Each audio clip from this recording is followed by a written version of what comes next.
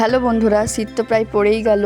আর এই শীতের সন্ধ্যায় কিন্তু যদি এরকম একটা মুচমুচে স্ন্যাক্স আমরা বাড়িতে তৈরি করে দিতে পারি, যা কিন্তু খেতে খুবই সুস্বাদু লাগবে। আর আমাদের একটু এই টাইমে মনও যায় যে একটু মচমচে সুস্বাদু এবং গরম গরম স্ন্যাক্স যদি পাওয়া যেত তাহলে খুবই ভালো হতো।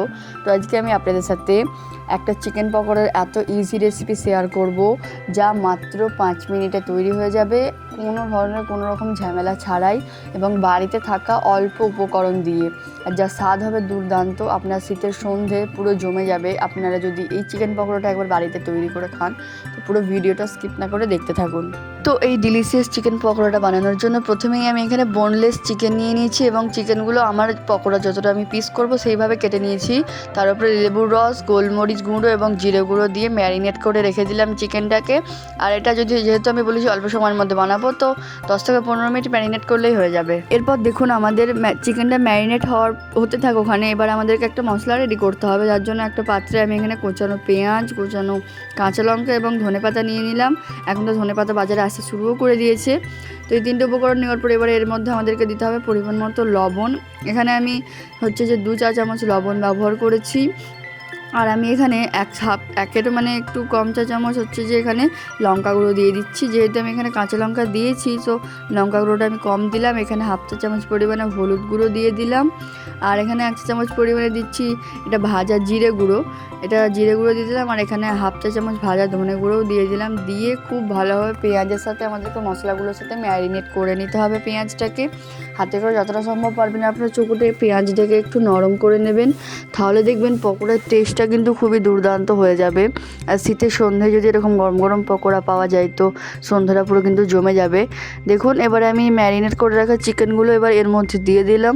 দিয়ে আবারও চিকেনের সাথেও সব মশলাগুলোকে খুব ভালোভাবে আমাদেরকে প্রথমে মিক্স করতে হবে। দেখুন আমি মিক্স করে নিচ্ছি। আর আমি যেহেতু বলেছি ঘরে থাকা উপকরণ দিয়ে আমি বানিয়ে দেখাবো পকোড়াটা, যার জন্য এখানে আমি কর্নফ্লাওয়ারের পরিবর্তে আমি এখানে চালের আটা ব্যবহার করছি ক্রিসপিনেসের জন্য। যেহেতু কর্নফ্লাওয়ার কিন্তু সবসময় আপনাদের বাড়িতে অ্যাভেলেবেল নাও থাকতে পারে, যদি থাকে তো আপনারা কর্নফ্লাওয়ার ব্যবহার করবেন। আমি তার বদলে এখানে চালের আটা দিয়ে দিলাম। দেখুন চালের আটা দিয়ে এবারে খুব ভালোভাবে চিকেনটাকে ম্যারিনেট করে নিলাম। এরপরে এর মধ্যে আমাদেরকে দিতে হবে বেসন। এটা আমি পরিমাণ মতো দিচ্ছি, আপনারাও পরিমাণ মতো দিয়ে নেবেন। একবারে কিন্তু সব বেসনটা দেবেন না, অল্প অল্প করে দিয়ে যখন দেখবেন একটা শক্ত শক্ত ভাব এসে গেছে তখন আপনাদেরকে বুঝে নিতে হবে আপনাদের ব্যাটারটা রেডি হয়ে গেছে বা চিকেন ম্যারিনেট হয়ে গেছে। তো দেখুন এরপরে আমি এর মধ্যে একটা ডিম দিয়ে দিলাম। ডিমটা দিলে এর মধ্যে থেকে একটা অসম্ভব সুন্দর এই লেয়ারটার টেস্ট আসে। ডিম দেওয়ার পর আমি এখানে আদা রসুন বাটা বা পেস্ট যেটাকে বলেন পেস্টটা দিয়ে দিলাম। দিয়ে আবারও খুব ভালোভাবে সবগুলোকে একসাথে আমাদেরকে মাখাতে হবে, ডিমটা যেন চিকেনের প্রত্যেকটা লেয়ারেতে পৌঁছে যায়, এইভাবে আমাদেরকে ডিমটার সাথে চিকেনটাকে মিক্স করতে হবে। দেখুন আমার ডিমটা কিন্তু খুব ভালোভাবে মিক্স করা হয়ে গেছে। এরপরে আমি এর মধ্যে দিচ্ছি কাসুরি মেথি পাতা। এটা অপশনাল, এটা দিলে কিন্তু অসম্ভব সুন্দর একটা স্মেল আসবে পকোড়াগুলো থেকে। তো দেখুন মেথি পাতাটা দিয়ে দিলাম। যেহেতু ধনে পাতা দেওয়া আছে, মেথি পাতাটা অপশনাল, আপনারা চাইলে দিতে পারেন, না হলে দেওয়ার দরকার নেই। তো দেখুন এবারে ফ্রাই প্যান বসিয়ে নিয়েছি। আমি আগে থেকে কয়েকটা প্যানে দিয়ে রেখে দিয়েছিলাম। এই টাইমে ফ্লেমটা আপনারা মিডিয়াম টু লোয়েতে রাখবেন, লো টু মিডিয়ামে করবেন আপনারা। যেহেতু এটা চিকেনটা কাঁচা আছে, তো চিকেনটা একটু সেদ্ধ হতে হবে ভেতর থেকে।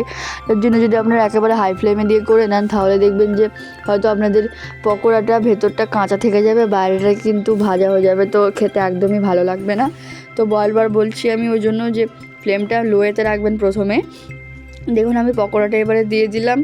এবারে এগুলো একটু লাল লাল হওয়া পর্যন্ত আমাদেরকে প্রথমে একটু ঢাকা দিয়ে রেখে দিতে হবে, দেন উল্টে দিতে হবে আমাদেরকে।